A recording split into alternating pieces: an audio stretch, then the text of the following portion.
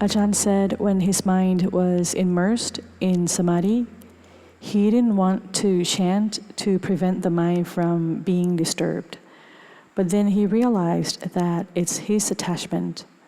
My question is that in the beginning stage, when one is cultivating Samadhi and the mind starts to go deeper, having rapture, bliss, coolness arising, is it a good idea to let the mind go here and there because the mind is one-pointed and not paying attention to anything else? Please clarify. So this is correct. In the beginning, one must have Samadhi first, have these 5 jhanic factors of application of mind, or initial application of mind, sustained application of mind, rapture, happiness, one-pointedness. So the mind has to have the strength and energy of Samadhi in order to reach wisdom. So this is an important point. So that the mind goes to wisdom, Samadhi is firm and stable, and the mind feels this sense of contentedness or enoughness. The mind doesn't want to think or proliferate. But then once the mind exits from Samadhi, then one must contemplate materiality and mentality, contemplate the body, contemplate thoughts as anicca, dukkha, anatta, impermanent, stressful, not self. So one just doesn't go to Samadhi only and just not do anything. It's not like that. That's being lost in Samadhi, or just seeking out the pleasure of Samadhi. So that's not correct. So one needs to use the strength and energy of Samadhi. And then once the mind starts to proliferate, one then contemplates conditioned formations, contemplates moods and sense impressions, contemplates the mind, so that the mind doesn't cling to anything whatsoever. In this way, the mind is empty. And so one brings the mind to not think about anything, to stillness, as you mentioned in the question, not to be interested in anything else. But then once proliferation does start to arise, then one knows that in time, and then one sees whatever that proliferation is, one sees it as not me, not mine, not self. This next question is from a retreatant from China. Respectful greeting, Venerable Sir. My current meditation practice focuses on metta. When I simply rest in the natural arising of metta, the practice feels easeful. However, when I attempt to cultivate mindfulness and observe the mind more closely, I find myself grasping and clinging to awareness. I notice the mind wandering, attempting to control, or being driven by strong cravings. At times, I can withdraw from this state of fixation. Other times, I became trapped. Sometimes, I observe the mind's habitual thinking and analysis. Other times, I am completely lost in delusion. If I'm fortunate, may Venerable Sir kindly offer guidance on this. So this cultivation of metta, bhavana, the meditation on loving kindness, it's one of the Brahma Viharas, one of the 4 divine abidings. And this is a meditation object that has a great deal of importance. So we see that the cultivation of loving kindness, it's a meditation that supports all the other meditation objects. So we recollect loving kindness, we bring up this natural loving kindness in the mind, and we practice this to the point where we're proficient in it, we're skilled in it. It feels easy to do. We feel proficient, and we bring the mind to the state of peace often through this method. So we cultivate loving kindness a lot, we do it a lot. So we bring the mind to the state of loving kindness, to stillness and peace through loving kindness. And then whenever the mind starts to proliferate, we see that proliferation as impermanent, uncertain. We teach the mind like this, we train the mind. So it's normal that the mind being still already, at some point it will start to proliferate. And at that point we have mindfulness to teach the mind that it's not sure, it's unstable, it's impermanent, don't cling to it. Sometimes we're able to do this, sometimes we're not able to. But never mind about this. Just keep cultivating loving kindness as often as you can to bring the mind to stillness. So may you do this a lot. We observe this body, we observe that having been born, that all of us age, sicken, and die all the same. And so therefore we have loving kindness. We see impermanence, and this is wisdom. So don't doubt about this. So cultivate loving kindness. Having brought up loving kindness already, you don't need to try to cultivate mindfulness in another way. You don't need to try another method. There's not necessary. It's just cultivate loving kindness, bring the mind to stillness, and observe this still mind. And then at whatever point proliferation arises, see that as impermanent, uncertain, not me or mine, not self. And so just keep doing this in an ongoing way. Just keep doing it, keep doing it. And then in the end, you'll be able to understand the nature of the mind, the nature of experience, such that the mind doesn't cling to anything. The mind's able to let go and see the Dhamma. Dear Ajahn Anan, thank you and the Sangha for making this retreat possible. Can you please explain how we can observe and see Anatta during our Vipassana meditation? Can you please give a few examples of these insights on not self? A second question, how do we make our thoughts less convincing, especially the thoughts about me, mine, and myself? I understand that thoughts come and go. However, they seem to be sticky and keep on coming back again and again. Besides observing impermanence, what could help us make the thoughts less convincing and less real? Thank you. So we cultivate a samatha meditation, vipassana meditation. So samatha being tranquility meditation, bringing the mind to peace and stillness.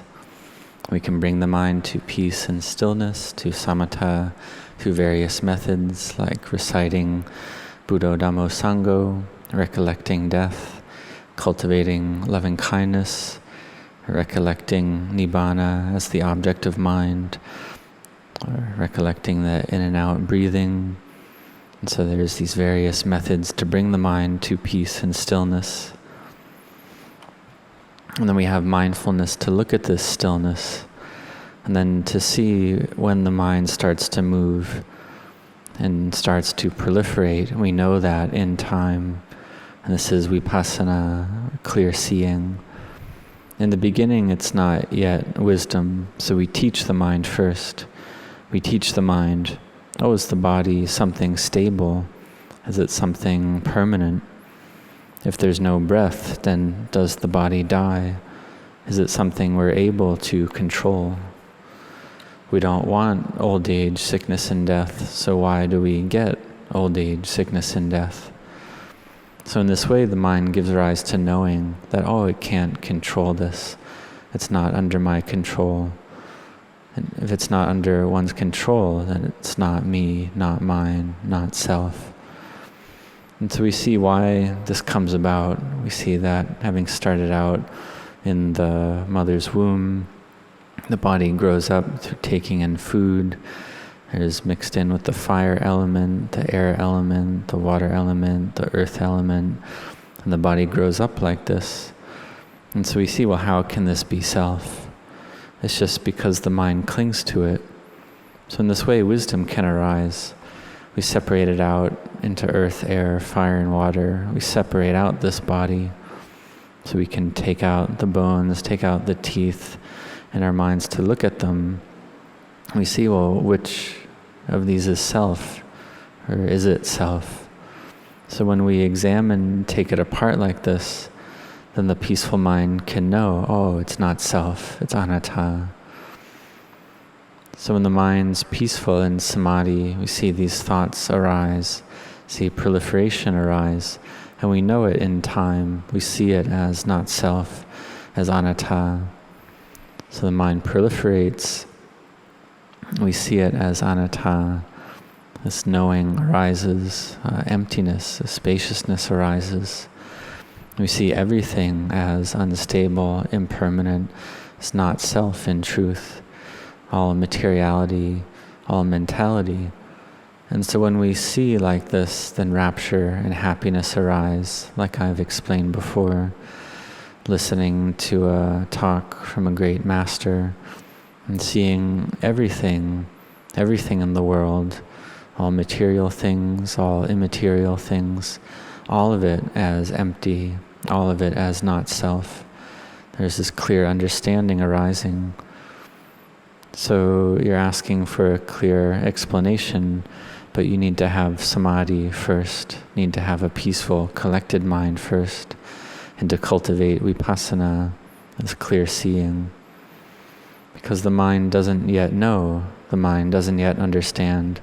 So we need to teach the mind gradually, bit by bit, and give rise to firm and stable peace and samadhi.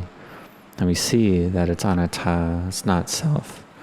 In the beginning, we can just think, use thought to see, oh, we can think it's not self, think about anatta. So we can do that, but we don't yet know it deeply. We haven't yet extracted the self, or the sense of self. So we need to make the mind peaceful and collected. And once we see it clearly, then the defilements come back and the defilements arise again. So then we need to do it again. But at this point, the mind has more peace, more wisdom, and we can see even more clearly. Gratitude and respect to Luang Por Anan. The Buddha said, when we lie down, we should lie on our right side. What is the reason for this? So this is related to the body. So lying on the right side, this is what's taught, like to lie on the right side, as is mentioned. So lying on the left side, it's puts pressure on the heart, contacts the physical heart, and so this is not good for the functioning of the heart. Lying on the right side has better blood flow. Also, if there's any food in the stomach, when you lie on the right side, then the food can enter the small intestine more easily. Lying on the back can cause issues for the breathing system. Can make the breathing not good, especially if one uses pillows in a certain way. So especially if one has problems with the breathing already or with the lungs already. So lying on the right side can give good results. It can also cause back pain lying on the back or left. Lying on the stomach can have lead to issues with the breathing, also with the heart, with the blood flow. So we see that lying on the right side is the best out of these options, can lead to deeper sleep and good health. But whatever we do, we seek to have mindfulness. In the past, there was a day when I thought I would stop practicing Dhamma. Then I got up and walked. As I was walking, I felt myself pulled away from the body. I saw the body walking in front of me, and it seemed like just an element. I thought, wait, that's me. Am I dead? And the body and myself then united back together again. Is this experience similar to dying? How should I contemplate this to benefit my practice? So in this experience, one sees the mind in this way. This mindfulness, knowing arose, and then the mind returned back to the body. So we can study and learn from this experience to see that the mind and the body are two different things. So the body is the house that the mind uses. And so the mind, if it exits the body and doesn't return, then we call that death. But if the body is still usable, then the mind can return and keep using it. So what we do is we keep training the mind to improve the mind. We train in generosity, virtue, meditation, dana, sila, bhavana, to make the mind better, to make it more pure. We contemplate to bring the mind to emptiness, to purity. In this way, when the body passes away, falls apart, then we can get a better house, an improved house. Or to the highest level, we can reach Nibbana. But at whatever level, we can move to a Deva realm, Brahma realm, at the highest to Nibbana.